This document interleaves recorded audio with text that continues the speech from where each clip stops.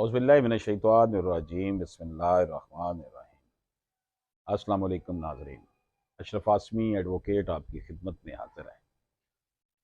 नाज़रीन कराम, अल्लाह पाक से दुआ है कि अल्लाह पाक हमें आसानियाँ तक़सीम करने वाला बना दें। नाज़रीन कराम, जिस माशरे में बाप और भाई जो हैं वहीं से जुल्म की इब्तिदा होती है और वो अपनी बेटियों को, बहनों को उनके विरासती हक़ से महरूम करने के लिए कोशिशें कर रहे हों, वो अपनी ज़िंदगी में हिबा के नाम पर, तमलीग के नाम पर, बै के नाम पर, दस्तबरदारी के नाम पर उनको महरूम कर दिया जाता हो।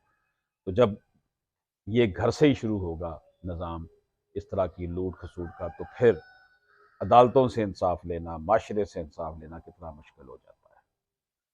लेकिन इसमें घबराने की ज़रूरत नहीं है, इसमें सिर्फ कोशिश करनी है, हिम्मत करनी है और हिम्मत के साथ काम लेना है।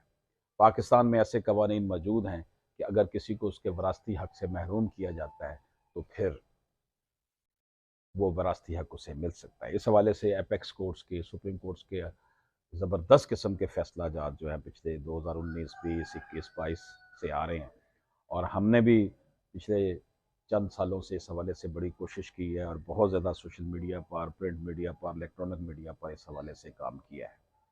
नाज़रीन इकराम, मैं आपकी खिदमत में अर्ज़ करूँ कि अगर किसी बेटी बहन को उसके वालिद ने ज़िंदगी में ही महरूम कर दिया, हिबा करके उसको महरूम कर दिया, तो सिविल कोर्ट के जो सिविल जज साहबान हैं वो ये कहते हैं जी उसकी प्रॉपर्टी है, जिसको मर्ज़ी दे दें।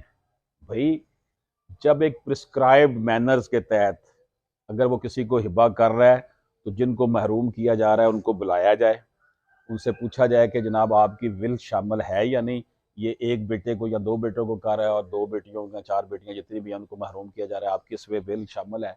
वो कहेंगे जी नहीं, बाप अंडर क्वेश्चन है, अंडर इन्फ्लुएंस है, मिस रिप्रेजेंटेशन का शिकार हुआ है। अक्सर बाप जो है बुढ़ापे में बहुत बूढ़े हो जाते हैं तो उनको फिर जो है वो बेटे इन्फ्लुएंस करते हैं, उन पर दबाव डालते हैं, तो वो फिर अपनी सारी प्रॉपर्टी अपने बेटों को दे देते हैं, बेटियों को नहीं देते। दूसरा ये होता है कि ये मैन डोमिनेटेड सोसाइटी है, यहाँ पर ये कहा जाता है कि जनाब बेटों को दे देनी है, बेटियों को हमने बस पढ़ा लिखा दिया, जहेज दे दिया, वो चले गए। ये कत्तन इस्लाम के ख़िलाफ़ है, शरीयत इस्लामी के ख़िलाफ़ है, ऐसा कत्तन नहीं है। आप इसे चैलेंज करें, बाप ज़िंदा है तब भी चैलेंज करें, बाप फौत हो गया तब भी चैलेंज करें कि हमें हमारे उस बेनिफिट से महरूम किया गया जो आज से 1500 साल पहले नबी पाक सल्लल्लाहु अलैहि वसल्लम ने दिया। आईने पाकिस्तान इसकी आपको ये हक देता है कि आपकी प्रॉपर्टी का तहफ़्फ़ुज़ किया जाए।